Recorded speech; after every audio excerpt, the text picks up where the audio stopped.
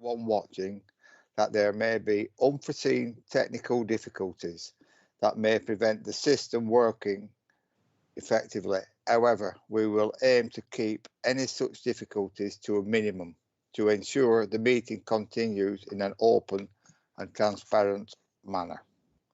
Please can I remind members to ensure your microphone is muted during the meeting and that you only switch on your microphone when you are speaking. This will ensure that any background noise in your location will not be picked up throughout the meeting. After each item has been presented, please could I ask you to indicate whether you wish to speak by raising your virtual hand, and please lower it once you have finished speaking. If you need to leave the meeting early, please exit type and type this in the instant messaging facility. This will avoid officers contacting you to see if you are having connection problems. At the end of the debate, voting will be either by assent, if no opposition or dissent has been expressed, or by roll call. The legal officer will call out each member's name in turn, and they should respond with for, against, or abstain. I will now go to today's agenda. First of all, any apologies? The one I've got at this moment is Jim Marsh. Is there any other apologies today? No other apologies, Chair. Oh, okay, thank you. Item 2, disclosure of pecuniary or non-pecuniary interests. Has anyone got any? I'll take that. Sorry, Councillor Steen.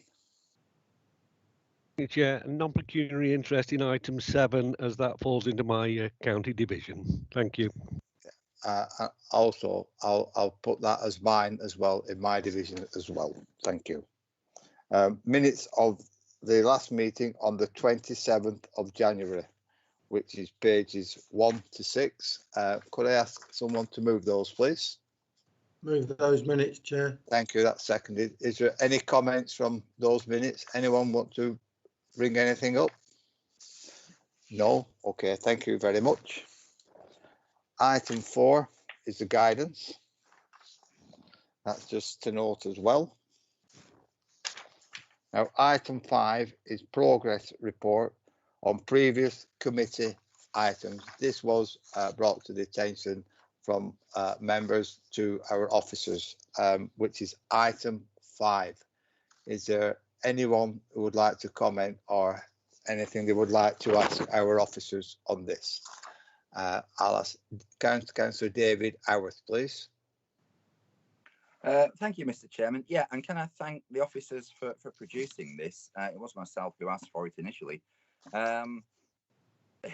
It does actually give me a bit of alarm because it's a very extensive list, and some of these go back well over 10 years, if not before.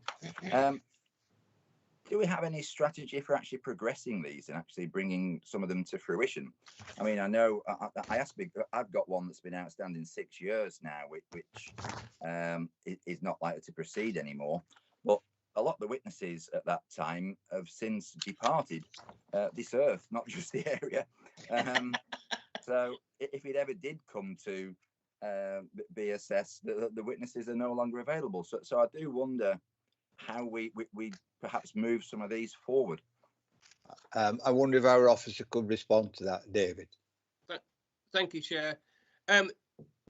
Before I start that, can I just ask you, Councillor Howarth, is this a useful format? Because when we first gave the update, we didn't quite get the right idea of what you were after. Is this helpful to be in this sort of format? Yes, I mean, it does give me the information I was looking for, because I was looking for how long and how many have we got outstanding, and that has provided all the information. So. Yes, there's quite a variety on this list. I think the oldest goes back to 1980 something. There are a number of different reasons. One of the things that we do is we prioritize according to the benefit to the public, or sometimes to landowners. We don't take them all in chronological order. There are some that are sort of stuck in the queue for technical reasons, and there's no public benefit in moving them forwards. But, you know, if both, an example is the Fishwick one, where the public have got the footpath which was dedicated by the golf club, and there's still a technical thing to finish it off. Because of the legislation, we can't just say, all right, that's dealt with, forget about that. We've got to go through the process, and it makes sense to actually deal with the ones, process those ones that have got some real benefit than those which are just a box ticking exercise or a rubber stamping exercise, or tying up administrative loose ends. We have been, you're right, it is an alarming looking list, the length of it. We have been making a lot of progress, or we were up until the point when the pandemic started. That's had a significant impact because of the difficulty in things being referred to Planning Inspectorate. They effectively shut down a year ago. They have got up and not exactly running, but up and walking now. But they had some quite significant constraints. They were less agile than some other organisations in being able to have people working from home and things like that. So there is a backlog there, and you'll have noticed that there's 45 of the ones on that list are actually waiting to be submitted to the Planning Inspectorate. There's also an effect of the pandemic is not being able to advertise in places where people will be able to see notices. And it's quite important with definitive map modification orders that they're seen to be fair. So an example is if there's a landowner that that we don't know, if it's not registered with the land registry and we don't know who the landowner is, the facility within the legislation is for us to put a notice up on site, and there's a prescribed period during which it's expected that a landowner who we haven't been able to contact will find that we'll visit his land and see the notice, and then be aware of the fact that there's an order in progress or an application for an order. Obviously, with the restrictions at the moment, we can't make that assumption that that landowner who might not be local to the land is able to visit that land safely, and therefore they would be at a significant disadvantage. So that's one example of where it's had a significant effect. Now, that obviously is only affecting the most, the ones we're actually dealing with at this moment, rather than the ones that are in the queue, which is a significant part of the problem. The next factor, which is not connected with the pandemic at all, and that is the 2026 cut-off date. Now, the 2026 cut-off date was introduced by the Countryside and Rights of Way Act 2000, which then introduced this cut-off in what seemed the distant future, but is now fast approaching, for recording all the unrecorded or under-recorded ways onto the definitive map, which were not currently in use and were therefore based on historical documentary evidence rather than modern user evidence. And because of human nature being what it is, instead of everybody starting 25 years ago and looking to get these things put onto the map, there was a long period of best part of 20 years when nothing happened, and then the rush when people realized that 2026 is not that long away. So if you look at that list, you'll see that there's a lot of them have got 2020 as the, or even 2021 as the application date. That's a massive increase on the numbers that we would normally be getting 10 or 20 applications a year. And if you can see how many of those have got an application date in the last 2 years, that accounts for a lot of the increase. The other factor is that it is a long process. It's not Lancashire is not unusual in having ones that date back for a long time. When I was in Worcestershire, we had one. I remember dealing with one that was 30 years old. The process is long, and the process is, I'd like to say, thorough. It's important that it makes that gives the opportunity for all sides to have their say and to feel that justice has been done. Of course, they often don't, but then appeal, and then it's important that those steps have been properly worked through, and that makes it a resource intensive process.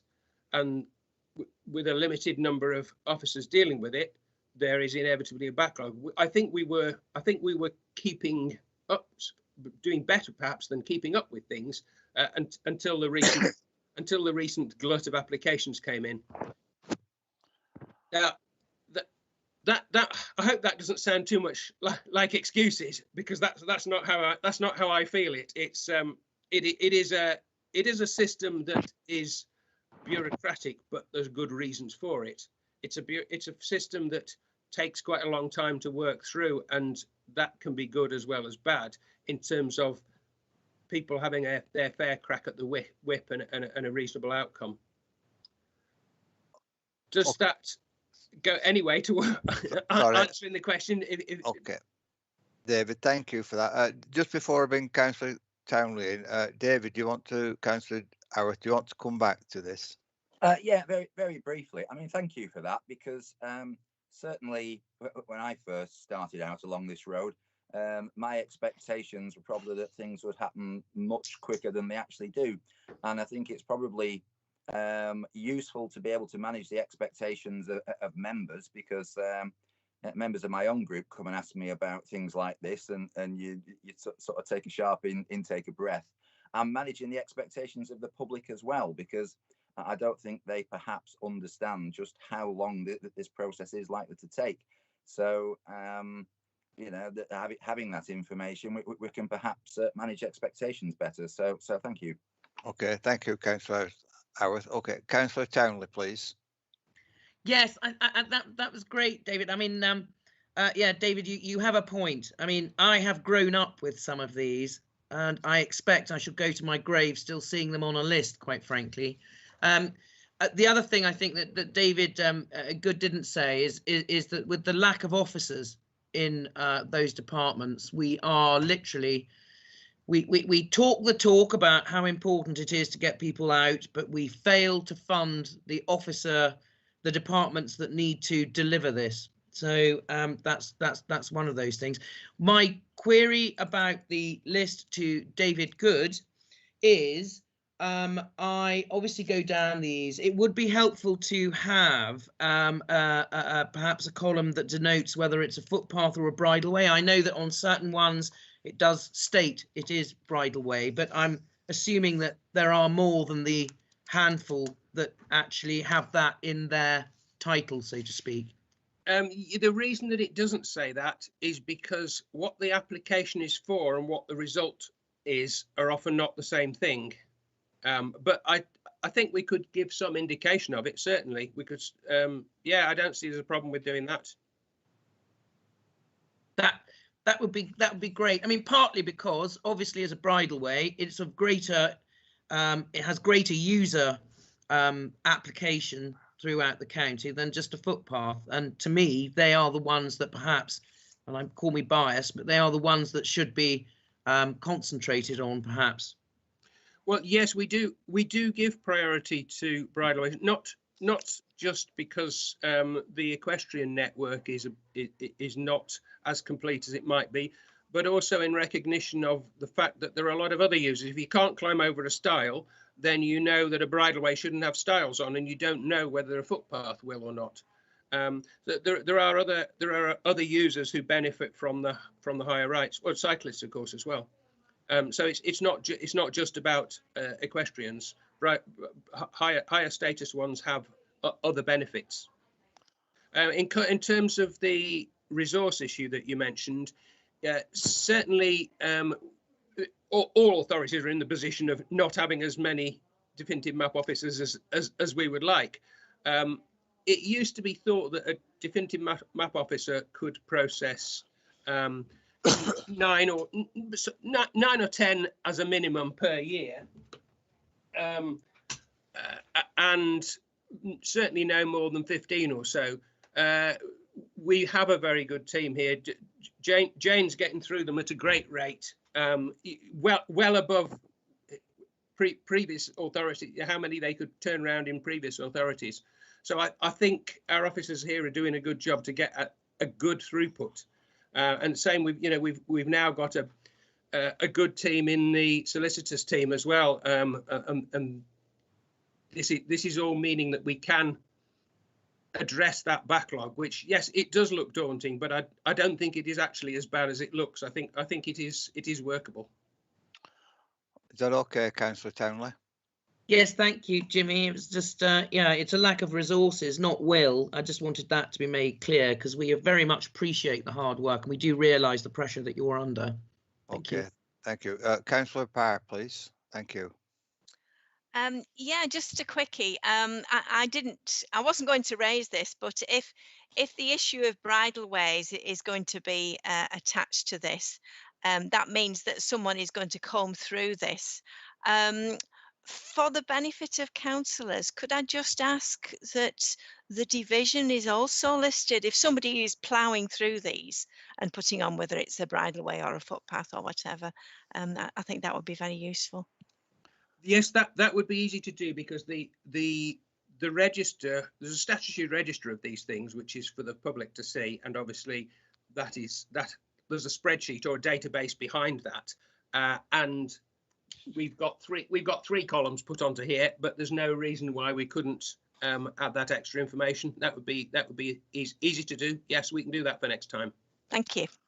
Okay, I can't see any other hands. First of all, David, can I say a big thank you to you and also to the officers who's been involved in this. It is quite a lengthy report and detail, but it is much appreciated.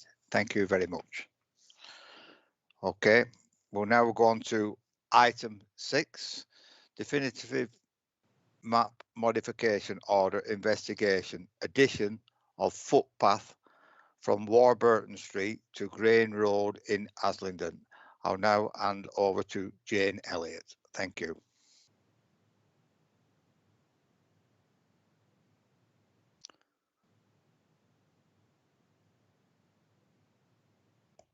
Thank you, Chair. Can I just check that you can hear me? Yes, we can now, yes, and it's on the screen. Thank you. That's brilliant, thank you. So agenda item 6 can be found on pages 37 to 103 of the committee bundle, and it details an application which was made under Schedule 14 of the Wildlife and Countryside Act 1981 for the addition to the definitive map and statement of public rights of way of a footpath from Warburton Street to Grain Road in Haslingden.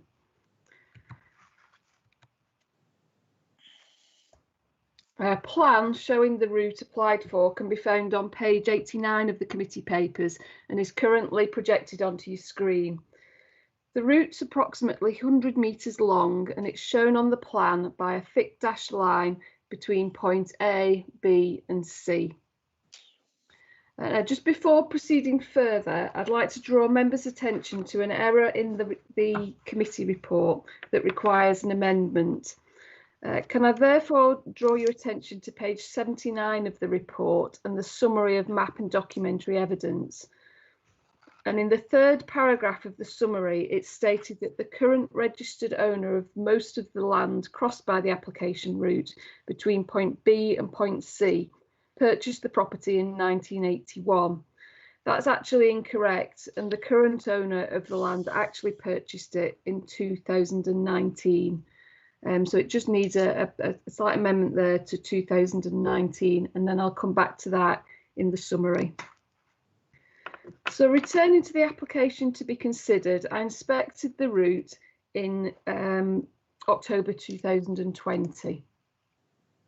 So it commences at the southern end of Warburton Street. It's its junction with Musbury View, and it leaves Warburton Street at point A on the committee plan. to run in an east-northeasterly direction along the front of the terrace properties numbered 6 to 24 Warburton Buildings for approximately 50 metres to point B. Now, the route's approximately 1.5 metres wide and is bounded on both sides by stone walls, with a continuous wall along the south side and a discontinuous wall providing individual access to the properties which are numbered evenly as 6 to 24 Warburton Buildings on the north side. Now, between point A and point B, the application route is tarmacked with 2 street lights located along it. Now, the route passes through a gap adjacent to 24 Warburton Buildings at point B. When I inspected the route, this gap had metal security fencing across it in 2020, but the fencing appeared to have been moved so that it was still possible to squeeze through and continue along the route.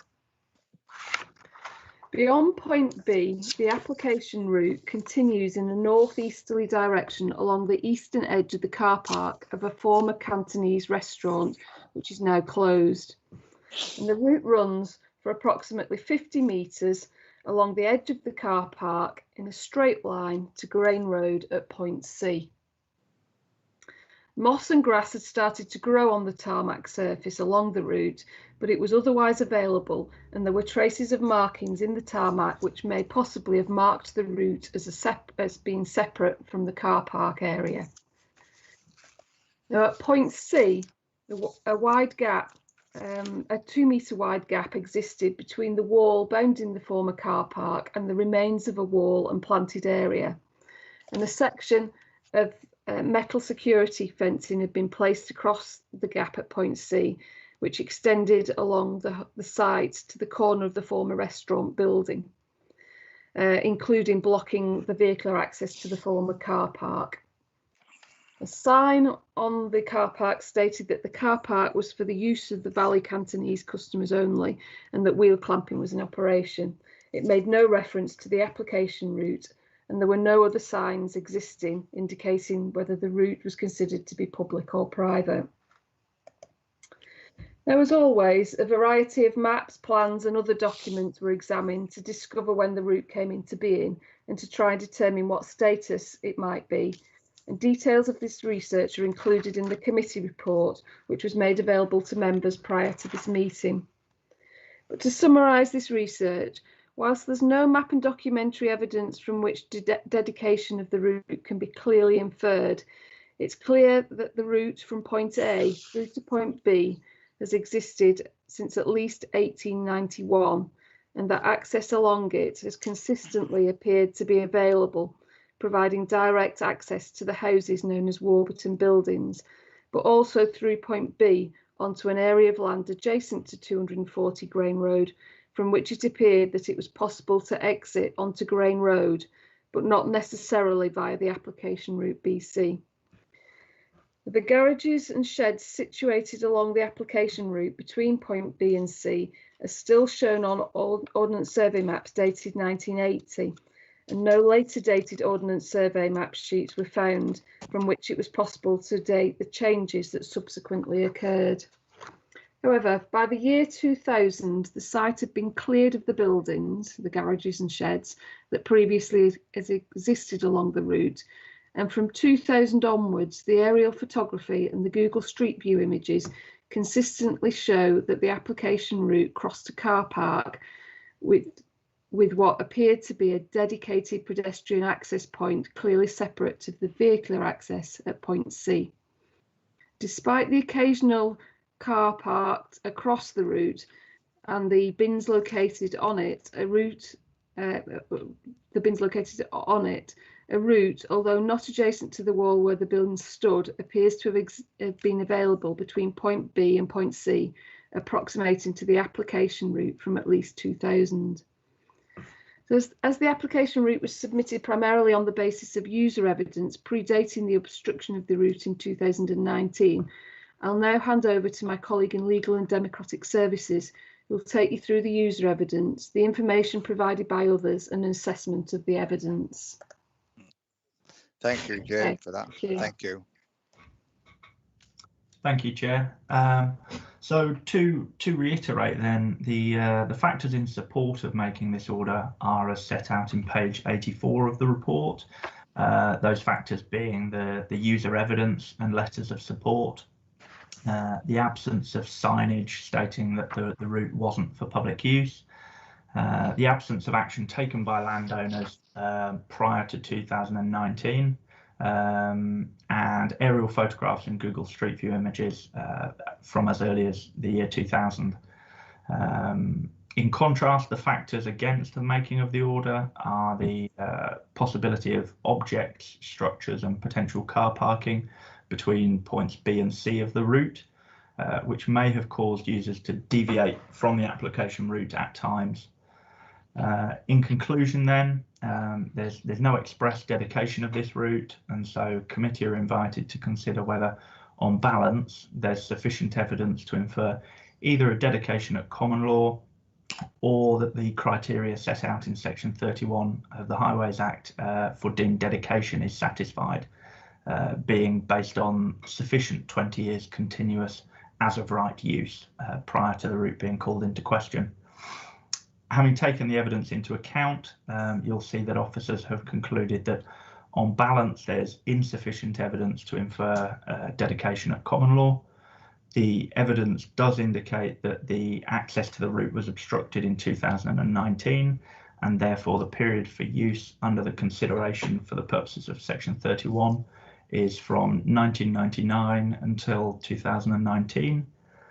There are a reasonable number of user evidence forms, I believe 17, were submitted in support of the route, demonstrating evidence of an as of right use by the public during the period under the consideration. The breakdown of the duration and frequency of use is seen at pages 80 through 82 in the report.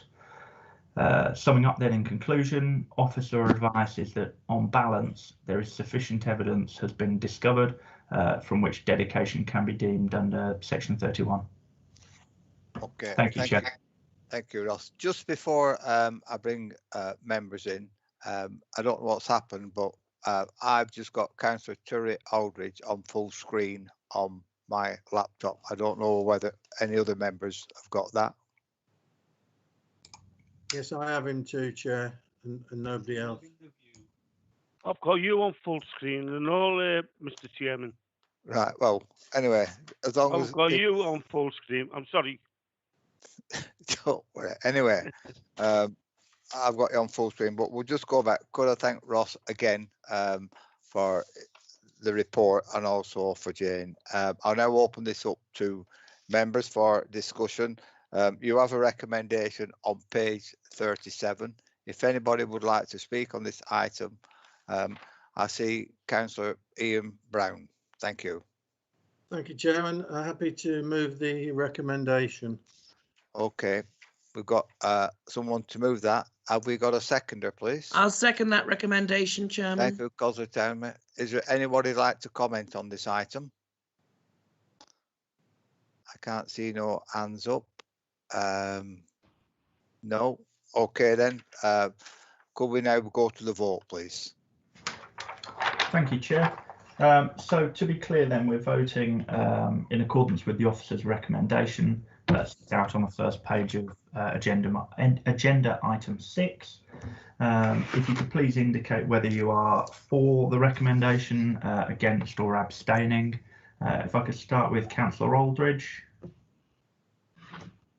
Councillor Aldridge, you're on mute, I think. I think you're still on mute. For the recommendation. Thank you, sir. And Councillor Brown. For. Councillor Clempson. For.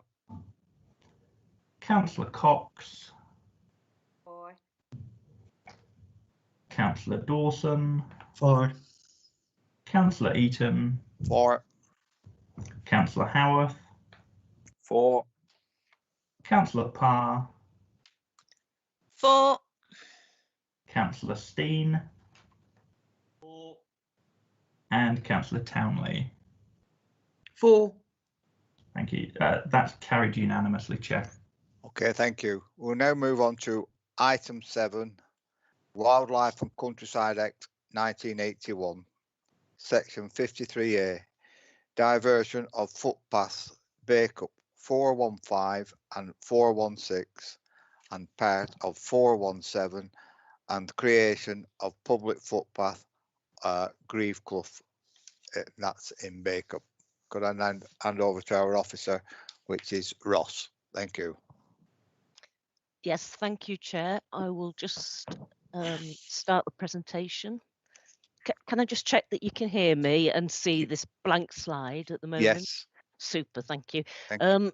Okay, so yes, this is item 7. As you mentioned, it's a diversion and creation order proposal at Grieve Clough.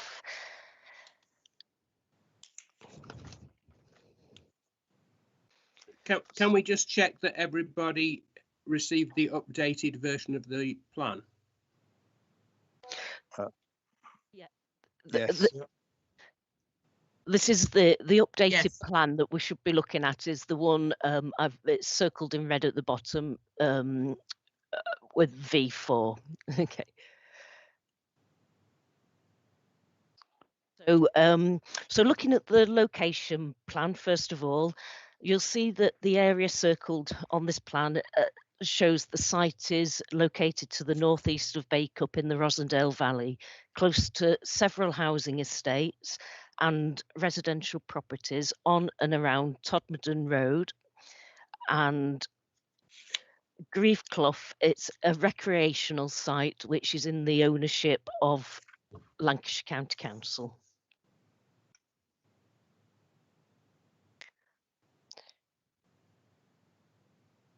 You'll note on the order plan, as is illustrated on the legend, the lengths of footpath proposed to be diverted are illustrated by continuous broad black lines, and the proposed new footpaths are shown by broad dashed lines. As you'll see from the slide, the site at Grieve Clough consists of a steep-sided wooded valley with a fast-flowing stream that separates the two sides of the valley. So the first set of slides that we'll be looking at shows the length to be diverted, which is marked on the plan as CBA. So this first photograph is taken from point C on the west bank of the stream, looking towards the points where the recorded alignment of the 3 lengths of footpath proposed to be diverted meet at point B. I'm not sure if the large stones that you can see in the photograph are the remains of the stepping stones that used to provide a means of crossing the stream on foot, but as mentioned in the body of the report, the stepping stones were washed away many years ago, and since that time the stream has been impassable at the recorded crossing point. We're looking first of all at the length to be diverted as CBA, and so we'll follow the short arrow that's leading up the steep slope.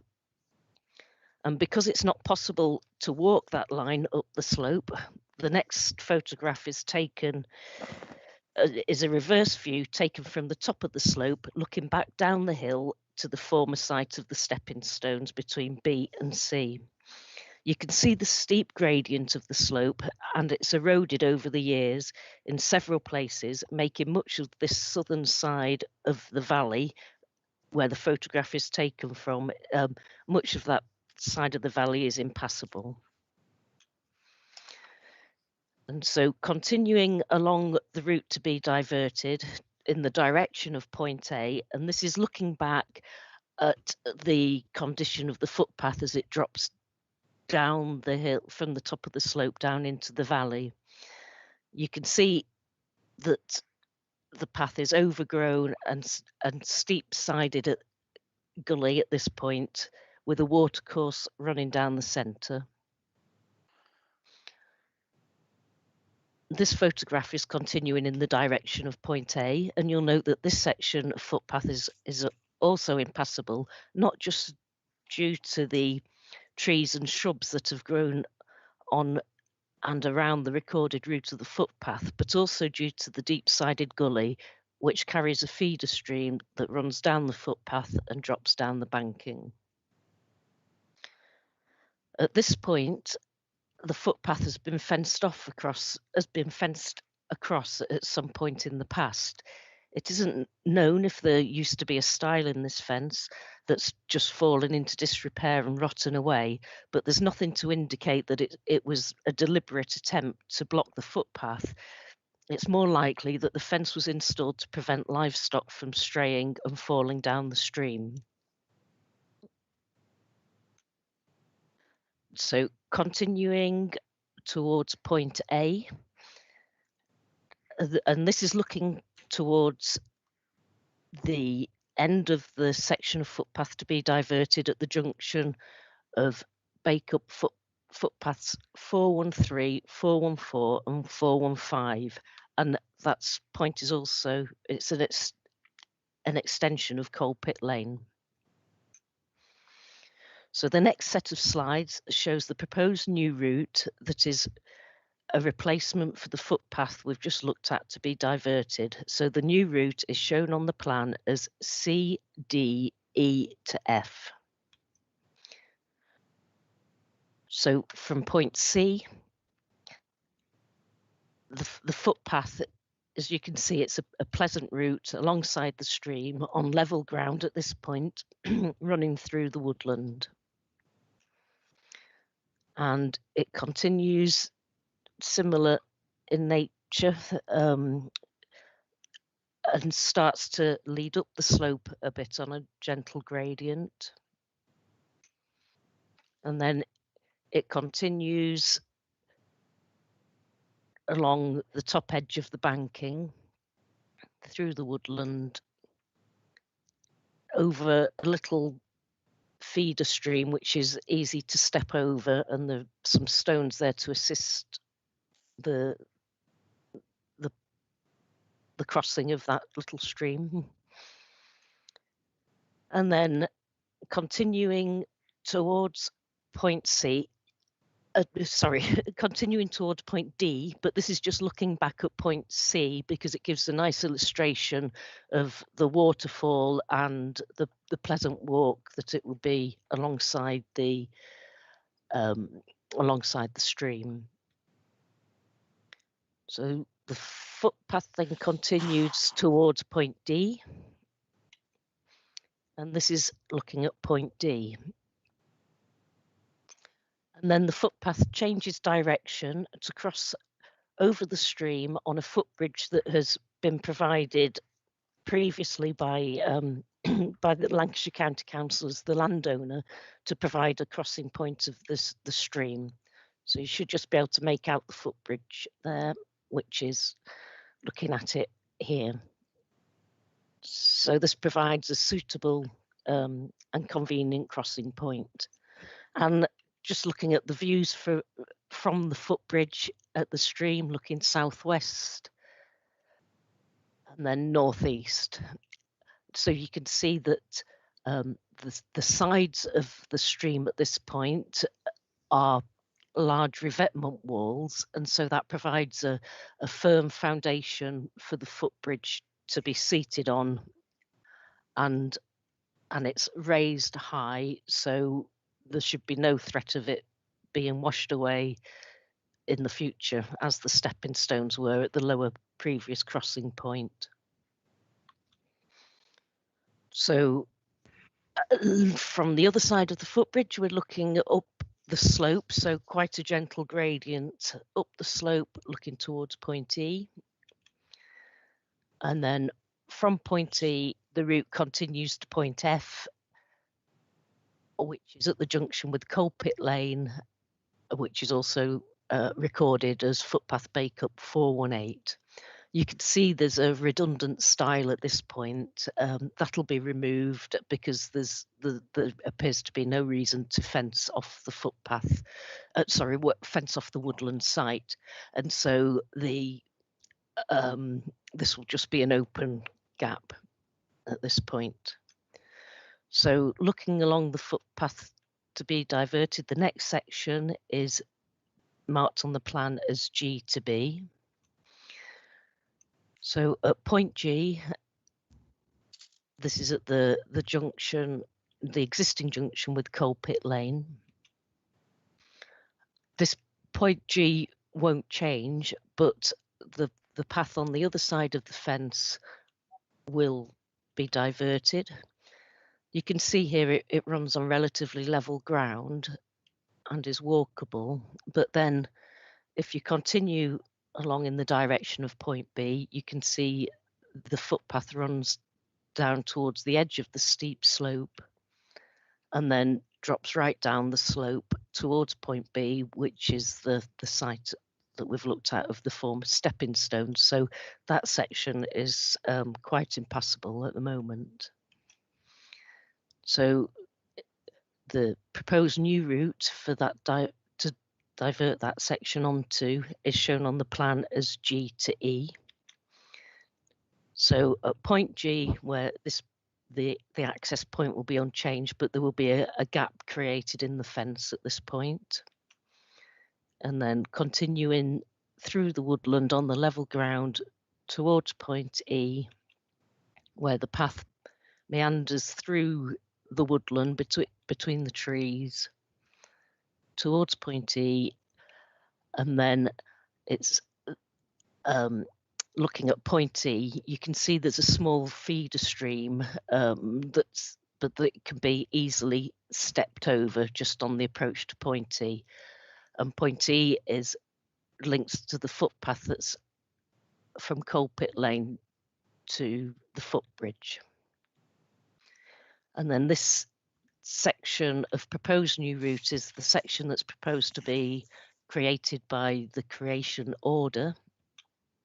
So at the junction of Todmorden Road at point H, the footpath leads through the gap in the wall and then along a path between the trees through the woodland, continuing along in the direction of point D, which is this point where it's just to the north of the footbridge.